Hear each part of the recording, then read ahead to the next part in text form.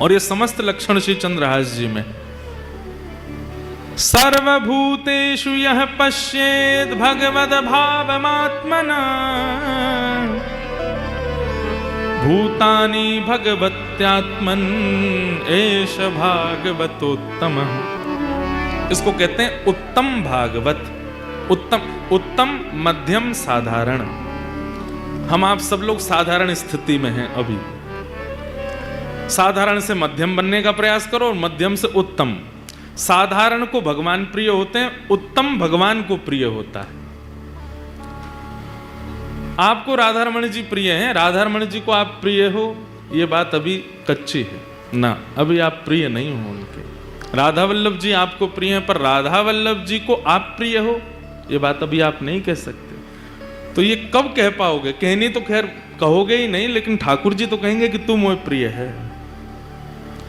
उसके लिए क्या करना पड़ेगा? तो यहां पर कितनी अच्छी, सर्वभूतेषु यह पश्येत, जो सबको देखे तो सब में अपने ठाकुर को देखे।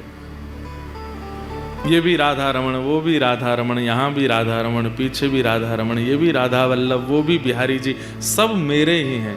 सबके चित्त में ठाकुर जी हैं। यहाँ जितनी माताएं बैठी हैं, भाई लोग बैठे हैं, इनका रूप देख देख चश्मा पहन के राधा रमण जी आए हैं, कैसी दाढ़ी सी बढ़ाई के राधा रमण जी आए हैं।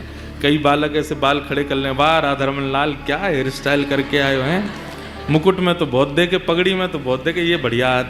ऐसी दृष्टि हो, बोलना नहीं है पर दृष्टि में आ जाए।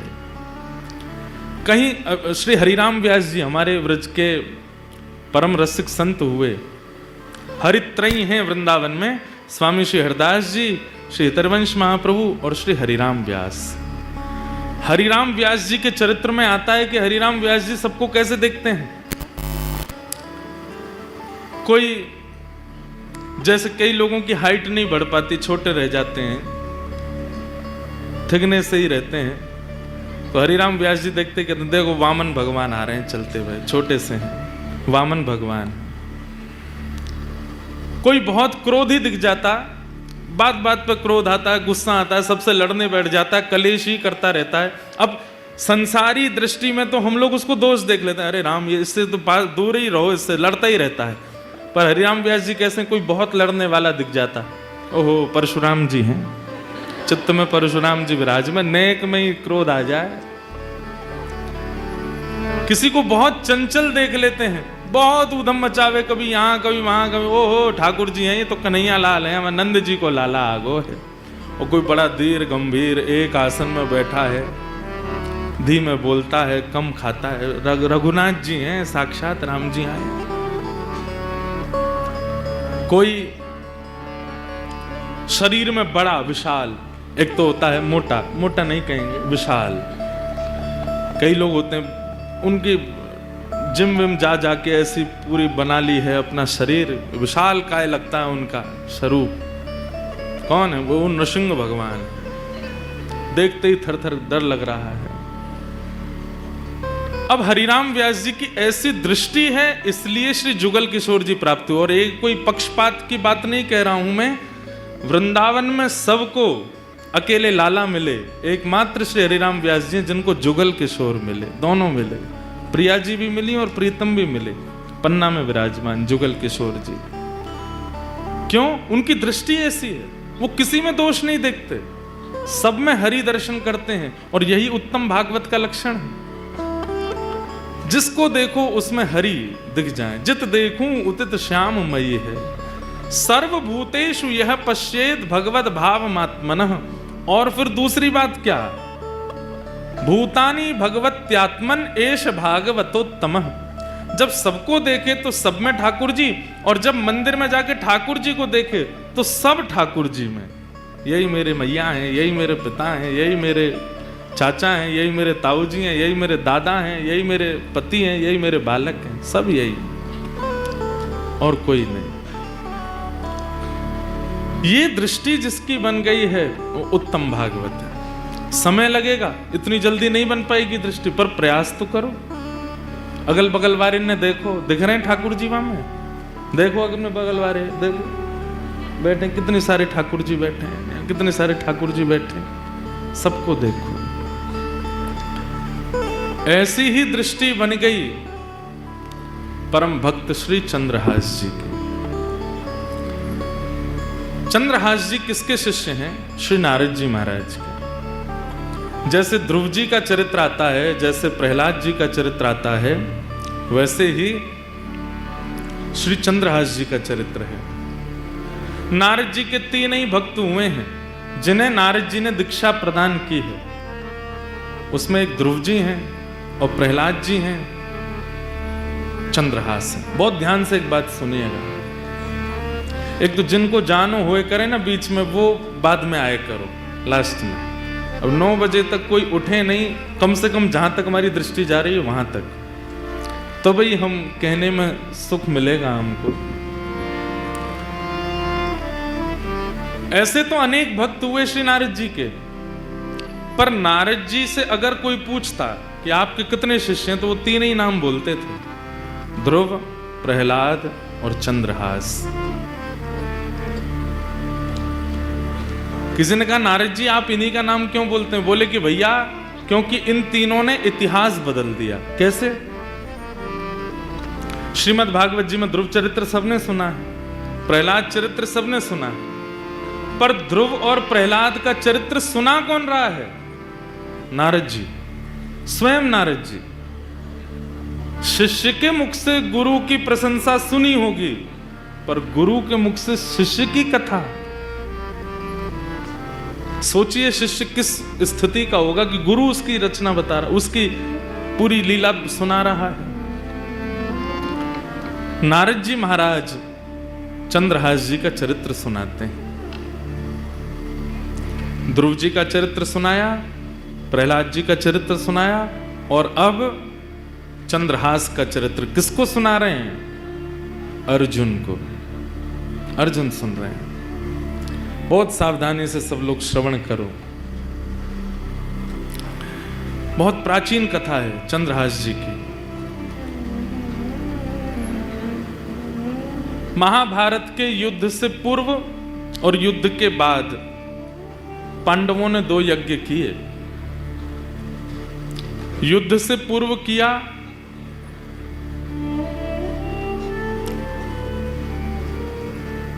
अश्वमेध यज्ञ, युद्ध के बाद किया अश्वमेध यज्ञ, और युद्ध से पूर्व भी एक यज्ञ पांडवों ने किया। अश्वमेध यज्ञ का एक नियम होता है कि यज्ञ करने के पश्चात जो राजा यज्ञ कर रहा है वो अपने घोड़े छोड़ता है।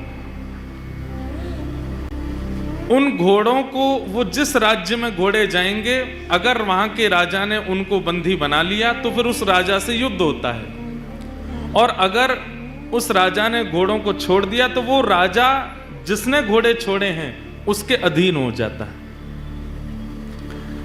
तो युधिष्ठिर जी ने घोड़े छोड़े, और घोड़े छोड़ करके नियम बना दिया, उस पर लिख दिया ये घोड़े सामान्य नहीं हैं।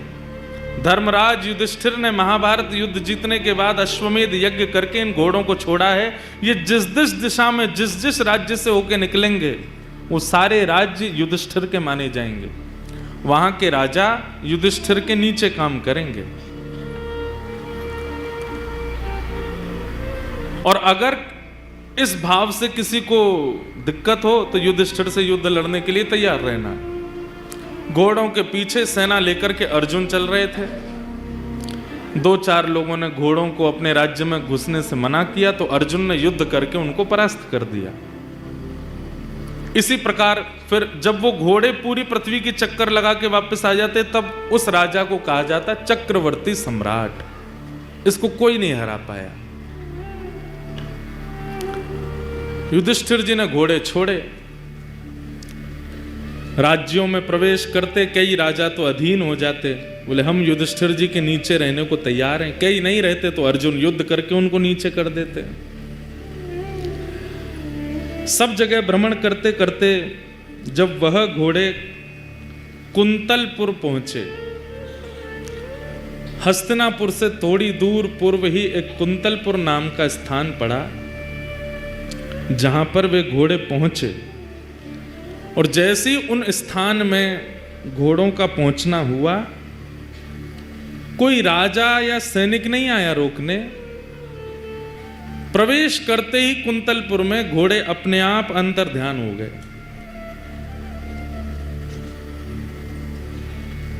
अपने आप अंतर ध्यान हो गए।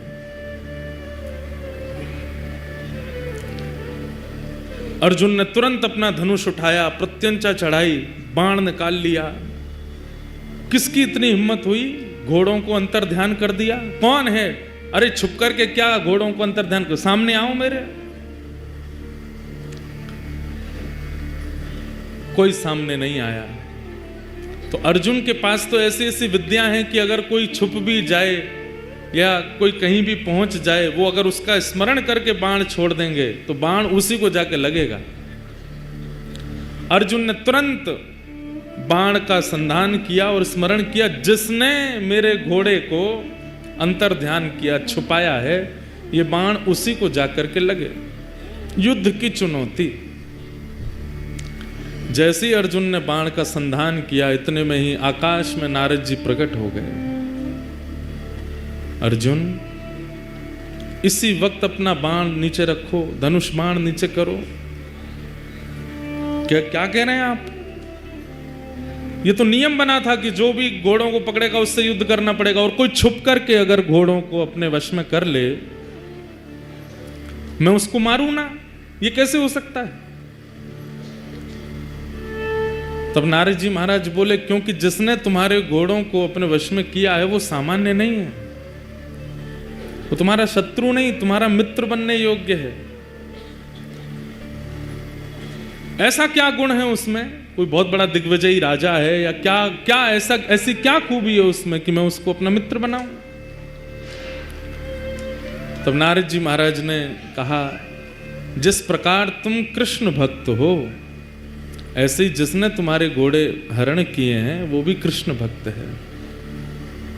कुंतलपुर का राजा, उसका नाम है चंद्रहास। इसलिए तुम उस पर बाण चलाने की कोई चेष्टा मत करो। अर्जुन तो तुरंत सुन के, ये बात सुनकर के वो कृष्ण भक्त है, अर्जुन बोले, मैंने पहले तो कभी नाम नहीं सुना चंद्रहास का।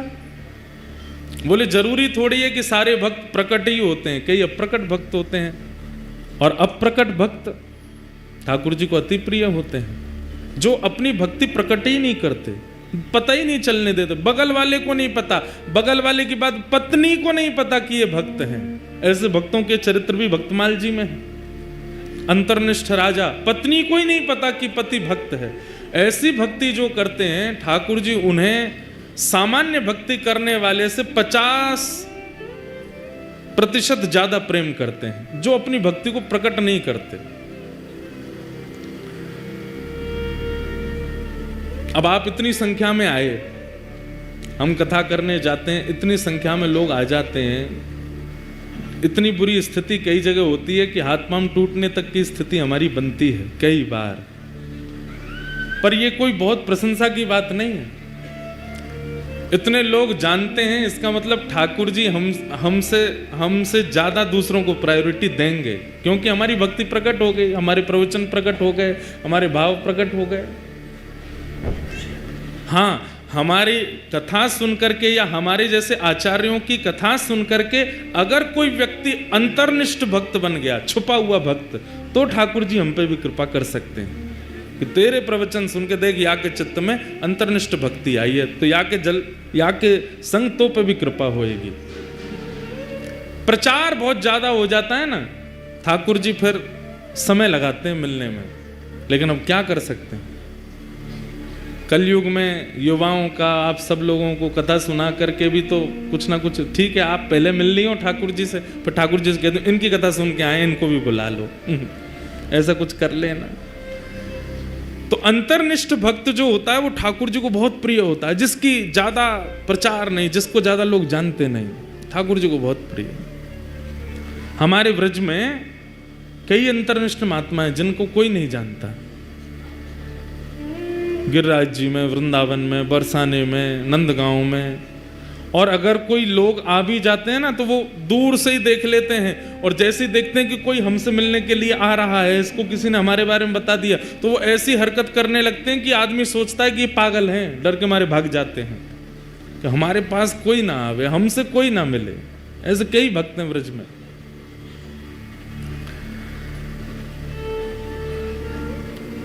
हमने कईयों के दर्शन किए। एक तो वृंदावन परिक्रमा में जो बहुत पुराने लोग होंगे, वृंदावन परिक्रमा करते रहे होंगे, तो उनको शायद पता होगा, अंग्रेज मंदिर पार करने के बाद जब परिक्रमा आगे बढ़ती है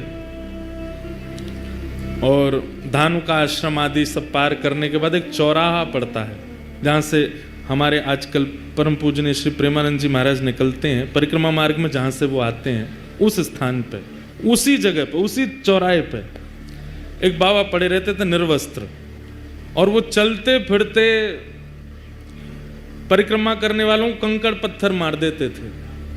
कई लोग नहीं जानते थे तो उनसे लड़ने चले जाते थे। कई लोगों ने उनके साथ में खूब गंदा व्यवहार भी किया, परंतु वो अंतर्निष्ठ महात्मा थे, निर्वस्त्र रहते थे बिल्कुल। दिसंबर जनवरी भयंकर कोहरा में भी निर्वस्त्र पड़े रहते थे। कोई कंबल दे जाए तो पहन लेते थे, कोई रोटी दे जाए तो पा लेते थे। अब वो नहीं है शरीर से, पर वो अंतर्निष्ठ महात्मा थे। ऐसे भक्तों को जो अपनी भक्ति छुपाते हैं, उनको ठाकुर जी बहुत जल्दी प्रेम करते हैं। तो अर्जुन ने जैसे ही सुना कृष्ण भक्त, धनुष बाण तो नीचे रख दिए, युद्ध उद्ध सब भूल गया, नारद जी के चरणों में प्रणाम करते हुए कहा, भगवान ये राजा कैसे हैं मुझे ये नहीं सुनना, ये इनका राज्य कितना बड़ा है मुझे ये भी नहीं सुनना, पर ये चंद्रहास कृष्ण भक्त कैसे हैं मुझे इनका चरित्र सुनाओ। और आपको सुनकर के आश्चर्य होगा, नारद जी महाराज बोले तो फिर अस्त्र शस्त्र दूर रखो, अस्त्र शस्त्र दूर रखे। बोले पूरी सेना को कहो ये भी अस्त्र शस्त्र दूर रखें। सब लोग बिल्कुल श्रोता बन करके बैठो। कहाँ रणभूमि में रण करने के लिए जा रहे थे, लेकिन जैसे ही कहा कि मुझे चंद्रहास जी का चरित्र सुनाओ, नारद जी ने कहा अस्त्र शस्त्र दूर करो। सब दूर करके जब सब लोग सामने बैठ गए तो नारद जी ने थोड़ी परीक्षा ली। अश्वमेध यज्ञ चल रहा है हस्तिनापुर में, तुमको विलंब नहीं होगा पहुंचने में। अब तुम यहां भक्त चरित्र सुनने के लिए बैठ रहे हो, चंद्रहास जी का चरित्र सुनने के लिए बैठ रहे हो, विलंब हो जाएगा। तुमको अश्व लेकर के वहां पहुंचने हैं, युधिष्ठिर जी का यज्ञ अधूरा रह जाएगा। वर्षों से चल रहा यज्ञ, इतने संत, इतने ऋषि, इतने महात्मा उसमें उपस्थित हो रहे हैं, सब धरा का धरा रह जाएगा, क्योंकि कथा तो एक बार प्रारंभ होगी, कब पूरी हो इसका कोई निधान नहीं है। अर्जुन की ये बात कथा को प्रकट करा देती है। अर्जुन कहते हैं अगर कोई कृष्ण भक्त का चरित्र सुनने में अगर वर्षों भी लगें तो उस पर सैकड़ों अश्वमेध यज्ञ में वारी वारी करूं, पर एक भक्त का चरित्र तो मुझे सुनना है। एक भक्त के चरित्र पर 100 अश्वमेध यज्ञ वारी जामे, पर आप तो भक्त यश सुनाओ। नारद जी महाराज बोले तो ठीक है, मैं अब तुम्हें चंद्रहास का सुंदर प्रसंग सुनाता हूं। जैसे ही नारद जी ने कहा मैं प्रसंग सुनाता हूं, इतने में एक दिव्य तेज प्रकट हुआ, और तभी क्या देखते हैं, आहा, वंशी विभूषित करानवनीर दाभाग, पीतांबरादरुण बिंब फलाधरोष्ठार, पूर्णेन्दु सुंदर मुखारविंद नेत्रा, कृष्णा परम किमपि तत्त्वमहं। एक तेज प्रकट हुआ। अर्जुन बोले ये तेज कैसा? अर्जुन को लगा शायद चंद्रहास जी आ रहे होंगे, पर जैसे ही तेज विश्राम हुआ, मुरली मनोहर श्याम सुंदर प्रकट हो गए, और प्रकट होकर के अर्जुन के बगल में आसन लगाया, वहीं बैठ गए। अर्जुन बोले नाथ ये कैसी लीला आपकी? बोले भागवत की कथा सबको सुनने का अधिकार है, भक्त चरित्र का मुख्य श्रोता तो मैं हूं, सबसे पहले मैं आकर के बैठूंगा, व्यास जी का तिलक करूंगा तभी कथा होएगी। भक्त चरित्र तो मैं सुनता हूं। चंद्रहास का चरित्र यहां पर सुनाया जाएगा या किसी भी भक्त का चरित्र सुनाया जाएगा, मेरे बिना नहीं प्रारंभ हो सकता, तो मुझे आना पड़ेगा। आप सब इतनी संख्या में बैठे हैं, आप सबके बीच में मुंह छुपाए चुपचाप ठाकुर जी बैठे हैं, क्यों? एक भक्त चरित्र प्रारंभ हो रहा है। भक्त का चरित्र तो ठाकुर जी सुनते। ठाकुर जी प्रकट हो गए, अर्जुन के बगल में आकर के बैठ गए। अर्जुन के तो भाव ऐसे प्रकट हो रहे हैं, नाथ कितनी कृपा। नारद जी महाराज भावुक हो गए, भगवान आज्ञा हो तो अब मैं चरित्र सुनाना प्रारंभ करूं। ठाकुर जी बोले निश्चित सुनाओ, अब कोई विघ्न नहीं आएगा, कोई रुकावट नहीं आएगी, तुम तो सुंदर अब चरित्र सुनाओ।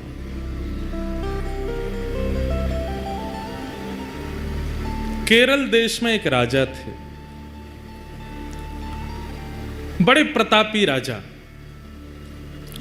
और उन प्रतापी राजा के यहां एक पुत्र ने जन्म लिया जिनका नाम उन्होंने रखा चंद्रहास। धीरे धीरे बालक जब 3 वर्ष का हो गया, बहुत सावधानी से सुनिएगा सब लोग, बालक जब 3 वर्ष का हो गया तब केरल देश में एक शत्रु राजा ने चढ़ाई की, और ऐसी चढ़ाई की कि पूरे केरल देश को अपने वश में कर लिया। अनंत संख्या लेकर के सैनिकों की आया, पूरे केरल देश पर आक्रमण कर दिया। उस आक्रमण में राजा मारे गए, सैनिक मारे गए। अब धीरे धीरे स्थिति की सेना ने भीतर देश में प्रवेश करके वहां की औरतों को, बच्चों को भी मारना प्रारंभ किया।